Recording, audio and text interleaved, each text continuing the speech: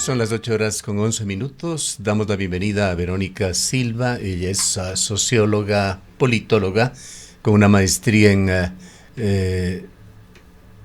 ciencias políticas por la UNAM, la prestigiosa Universidad Mexicana. Fue candidata a la vicepresidencia de la República por el Partido Socialista. Es miembro de Somos Patria y Mujeres Construyendo Democracia. Un placer tenerle, Verónica, en nuestros estudios.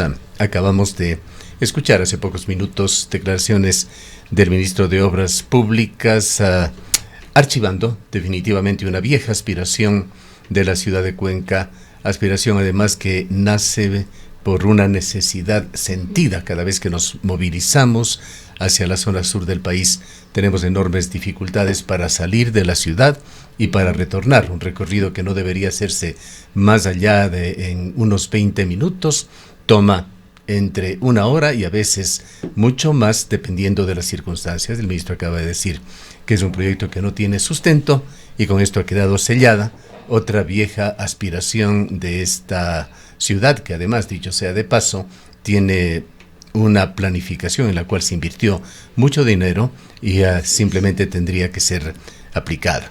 Iniciemos por esto, preguntándole a usted cuáles considera son los principales desafíos para lograr una descentralización efectiva en Ecuador, particularmente en el contexto actual de polarización y de crisis social.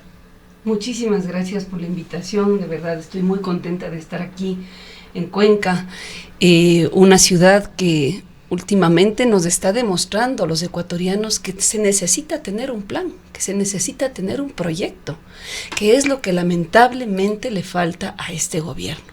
Y lo que acaba de mencionar Gustavo precisamente da cuenta de que no hay un proyecto de país.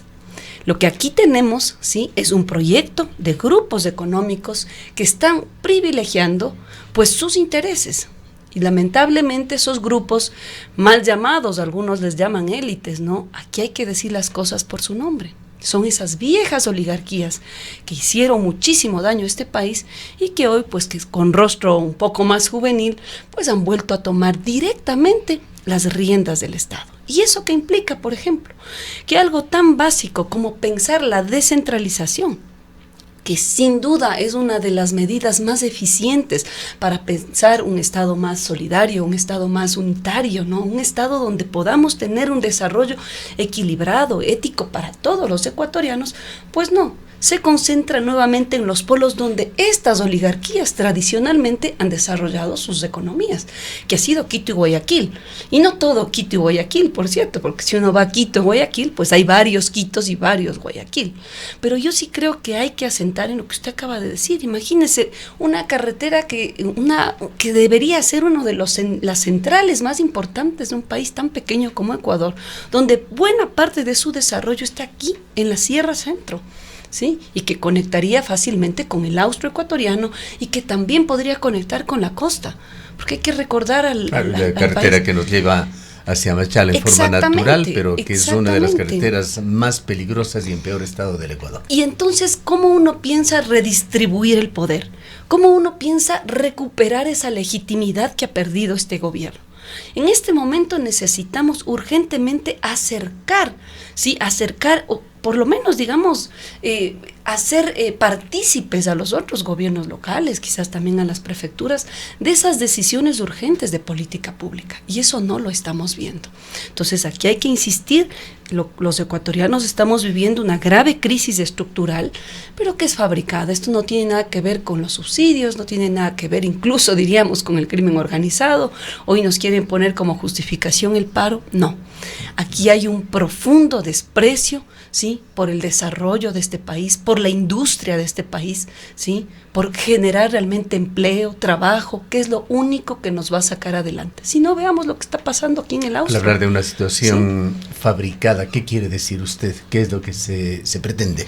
Porque cuando los grupos monopólicos, como es el grupo que hoy nos gobierna, ¿sí? Esos grupos económicos tienen el control de la política, de las instituciones, del Estado, pues no están generando nada para poder desarrollar este país. ¿Por qué?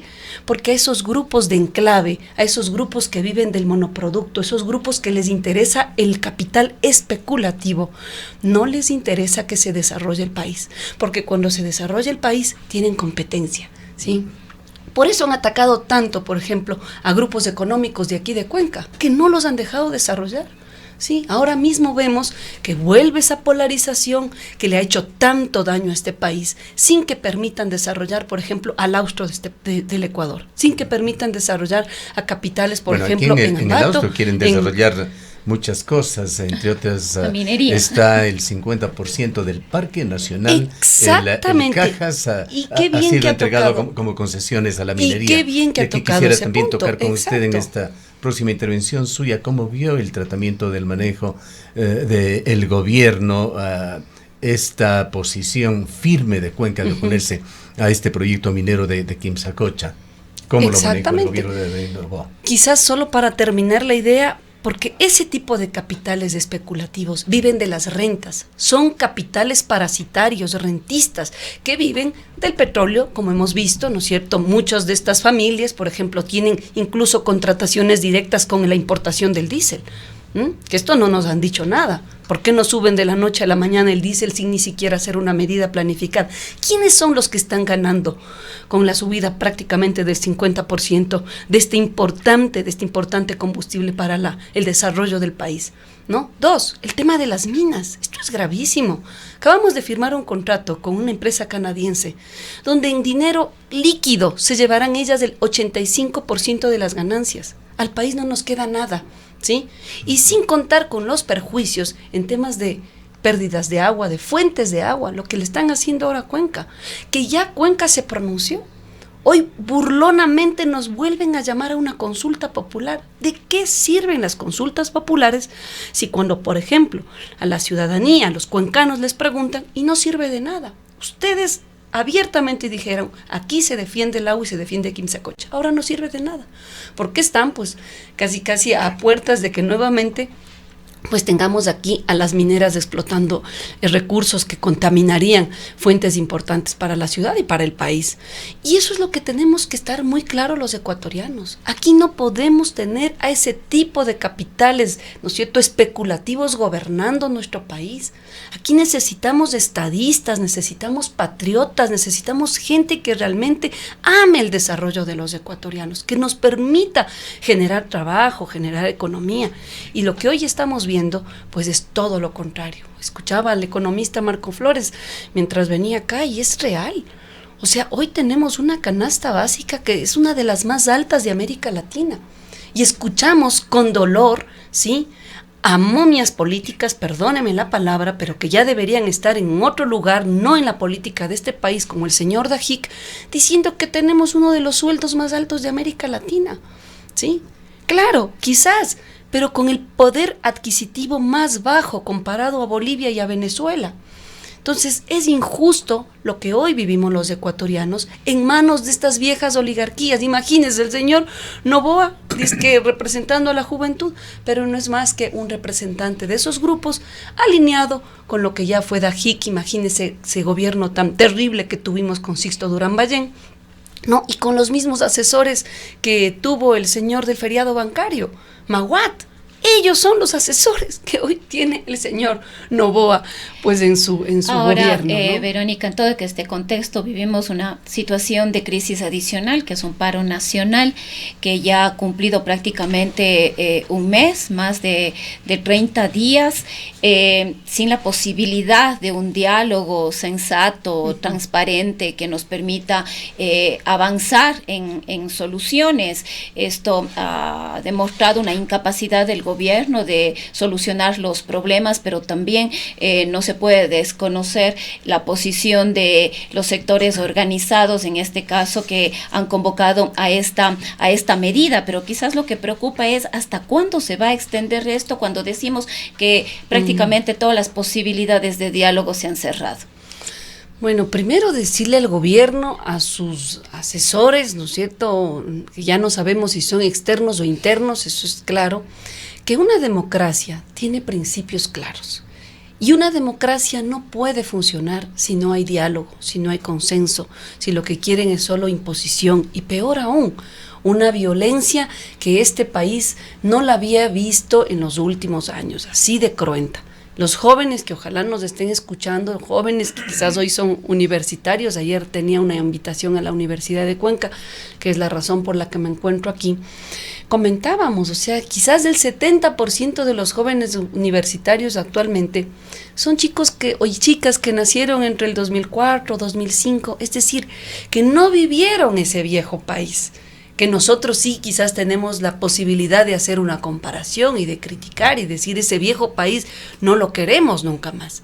Quizás estos jóvenes piensan que estos derechos, ¿no es cierto?, que hoy sí, por lo menos, por ejemplo, la gratuidad del tercer nivel lo tenemos, o sea, esto es algo que recién se aplicó en la última Constitución, ¿sí?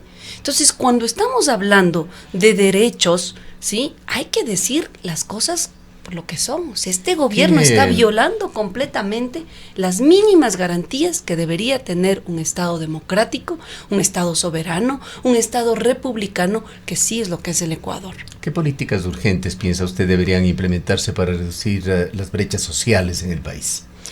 Mire, nosotros lo hemos mencionado, yo creo fundamentalmente que aquí lo que se tiene que invertir urgente es en reactivar la economía y reactivar el empleo. ¿Sí? Basta de aquí venirnos con estrategias de guerra que nos sirven, incluso quieren ya ponernos asesores israelitas, ¿para qué? Para matar de la misma forma cruenta, ¿no es cierto?, a niños, como lo están haciendo en Palestina. Eso es lo que quieren aquí en el Ecuador. Aquí lo que necesitamos es economistas, gente que entienda la economía, pero realmente pensada en el país. Lo escuchábamos, como digo, economistas brillantes que lo que dicen es que una economía dolarizada es imposible que tenga un IVA al 15%.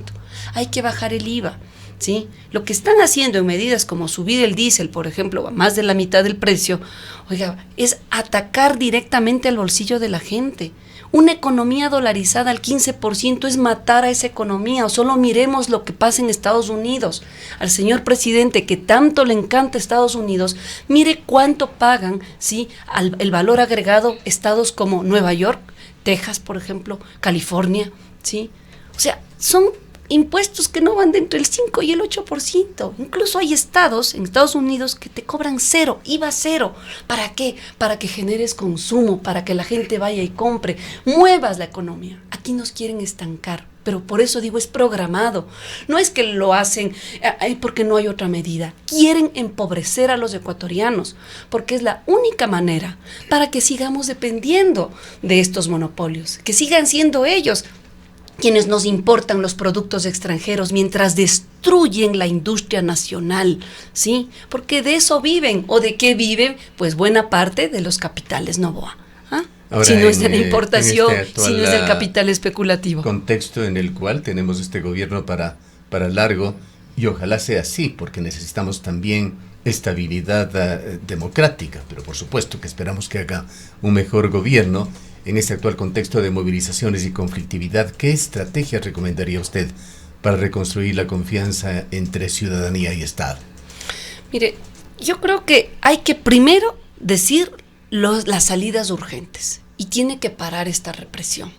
Porque no es que el movimiento indígena o las comunidades en Otavalo o las comunidades de San Miguel del Común han iniciado este conflicto. Ha sido el gobierno el que ha llevado el conflicto a estos territorios. Y ahora yo me pregunto, ¿por qué Imbabura?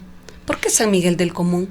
¿Acaso no están atrás de las minas que están justamente en esos lugares y de las fuentes de agua que también están en esos lugares? Y nos quieren aquí encubrir y hacer creer que estas gentes están ligadas con el narcotráfico, con la minería ilegal. Por favor, ¿qué aquí necesitamos el gobierno poniendo oficinas de la vicepresidencia en Otavalo y de la presidencia en Cotopaxi? Yo creo que precisamente eso, o sea, quitar, ¿no es cierto?, en este caso a la capital, que ha sido Quito, la cuna, vamos a decir, del diálogo, ese centro político que todo país tiene. Para eso sirven las capitales. Y lo que han querido es eso, maltratar a la ciudad capital. Por eso los quiteños, las quiteñas, estamos bastante, no solo enojados, indignados como están maltratando nuestra ciudad. Ayer paseaba por las calles del centro de Cuenca en la noche. Digo, qué maravilla, un centro así, con vida, ¿no?, vitalidad. Vaya usted a Quito. Han maltratado, siguen maltratando nuestra ciudad, enrejados, o sea, eso no es una ciudad capital. Y peor aún, llevando la centralidad de la política a lugares que quizás no tenían en este momento la posibilidad de generar esas posibilidades del diálogo. Entonces, lo que están haciendo con una bandera, una figura del diálogo como ha sido Quito, pues realmente es un maltrato. Yo lo que creo es eso, querer disuadir el conflicto y crear estos enemigos internos que le parece al gobierno le están funcionando muy bien, pero cada vez se siente más ese desprecio a este gobierno, que yo coincido con usted, Gustavo. Yo también quisiera que el señor Noboa termine su gobierno, pero que termine un gobierno para los ecuatorianos, no un gobierno patrimonial, no un gobierno para sus intereses. Miremos lo que primero hizo cuando llegó. Mire el caso Long. Sí, tierras protegidas, y lo que inmediatamente hizo es querer usurpar tierras comuneras para generar complejos habitacionales en nombre de su esposa. Usando una crisis energética que tanto nos costó a los ecuatorianos, gastamos casi más de 80 millones en el caso, más de 80 millones en el caso Progen. Estamos hablando de más de 150 millones, pero según ellos dicen que ahí son 80, 150 millones caso Progen. ¿Sí? Veamos los contratos de Selec, ¿sí? Veamos cómo están realmente usurpando, ¿no es cierto?, nuestros recursos. Quisieron privatizar el campo Sacha, ¿sí? Y ya no digamos lo que acaba de acontecer, con vergüenza, digo, de todos los ecuatorianos. Se acaba de disculpar el señor Noboa del SRI, casi 100 millones de dólares. ¿Qué podría haber invertido? ¿Cómo pudo haber invertido ese dinero? Haciendo hospitales, poniendo el dinero a nuestras fuerzas armadas, a la fuerza policial armadas para que realmente combatan al narcotráfico, y no a la gente, no al pueblo ecuatoriano. Así que si siguen esa línea, no va a generar más que desprecio, y yo no estoy segura que si va en esa línea, pues realmente logre terminar este gobierno. Y además, Verónica, toda esta situación se da en un contexto de un nuevo proceso electoral. Pues el día 16, ya en poquísimo tiempo, en pocos días más, estaremos yendo nuevamente a las urnas. La campaña electoral está por empezar, y esta consulta a los ecuatorianos, a las ecuatorianas, podría llevarnos a una nueva asamblea constituyente. ¿Cuáles son sus opiniones? Bueno, primero, me parece incluso un poco, no sé cómo entenderlo, pero si tiene asesores políticos del señor Noboa, ¿cómo puede generar un llamado a consulta popular en medio de un paro, sí, que él lo ha provocado, en medio de la subida del diésel? O sea, hay medidas erráticas por parte del gobierno. Entonces, yo sí creo que la ciudadanía ecuatoriana, los que amamos a este país, estamos viendo que el rumbo del gobierno del señor Noboa está equivocado. Y esa consulta popular nos va a servir como un referéndum a esa mala gestión, porque la violencia de este país no ha bajado, ¿sí? Siguen los muertos de manera indiscriminada. Hace 2 semanas, en una fiesta de 15 años, celebrando una fiesta que creo todos sabemos lo que significa una fiesta de ese tipo, un matrimonio, un bautizo, 6 muertos, ¿sí? Se están acabando con la estabilidad social de este país y no hacen nada. Actualmente está dedicada a la academia. ¿Tiene aspiraciones políticas en el mediano o largo plazo? Mire, realmente mi única aspiración en este momento es que triunfe el no. ¿Pero por qué? Porque precisamente es el no para combatir esa violencia. Ese no para que, nuestros niños puedan ir a las escuelitas con tranquilidad, que rehabiliten hospitales que no puede ser que estén en tanta decadencia. Entonces, quizás no es no a la figura del señor Noboa, que como cualquier persona tiene derecho, ¿no es cierto?, a que intente hacer un buen papel.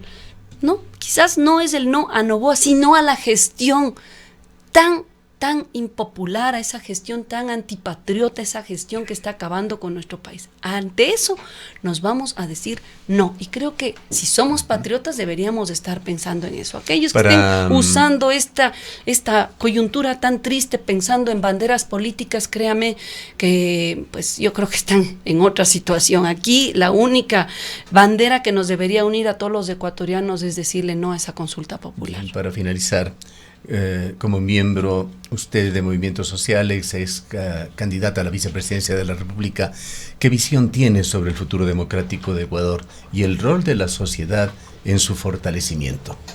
Mire, yo creo que el Ecuador hoy está demostrando, a pesar de esta dura situación, algo que no lo ha tomado en cuenta el gobierno. Primero, ¿no?, esa gran marcha que ya el 16 de septiembre lo demostró Cuenca a todo el Ecuador. Más de 200,000 personas que salieron a esta ciudad, salieron en las calles de esta ciudad para decir aquí se defiende el agua, Quimsacocha nunca más. O sea, eso es lo que nos puede decir, ¿no es cierto?, esa vitalidad que se siente en muchos lugares del Ecuador. Lo que está pasando en Imbabura, sin duda es tristísimo ver cómo están atacando a pueblos indígenas, pero ¿qué está atrás de esa manifestación? También la dignidad, pues, por recuperar mínimamente las condiciones que están perdiendo sectores productivos de la parte norte del país. O sea, es impresionante lo que se está viviendo. La marcha que tuvimos en Quito, ¿sí?, hace 2 semanas los quiteños salimos a marchar, miles de quiteños, nos gasearon, yo estuve en las marchas también, fue terrible la represión que vivimos, pero ahí estuvimos. Y yo creo que de a poco la gente se está conectando y quiere hacerse sentir y decirle al gobierno que esa estrategia de guerra, esta estrategia de violencia extrema, esta estrategia de no permitir que los recursos lleguen a donde tienen que llegar, escuelas, hospitales, infraestructura, eso no queremos más. Así que la vía democrática, el futuro democrático que yo veo a corto plazo es un triunfo del no en la consulta popular y que ese no le permita al gobierno pues enrumbar políticas en función de los ecuatorianos y no en función pues de patrimonios, ¿no?, y de fortunas familiares, que es lo que hasta este momento hemos visto a los ecuatorianos. Bien. Muchísimas gracias por su presencia. A usted, Gustavo, un saludo a todos los cuencanos, cuencanas que nos escuchan. Y bueno, como usted dice, aquí estamos también incentivando el no, que el no sea pues la manera como nos pronunciamos los ecuatorianos que amamos la democracia. Gracias. Han escuchado a Verónica Silva, PhD, es socióloga, politóloga, con maestría en temas relacionados con América Latina y gobierno, doctorado en ciencias políticas por la UNAM, fue candidata a la vicepresidencia de la República. Son las 8:34. Por años trabajé como chofer de un taxi.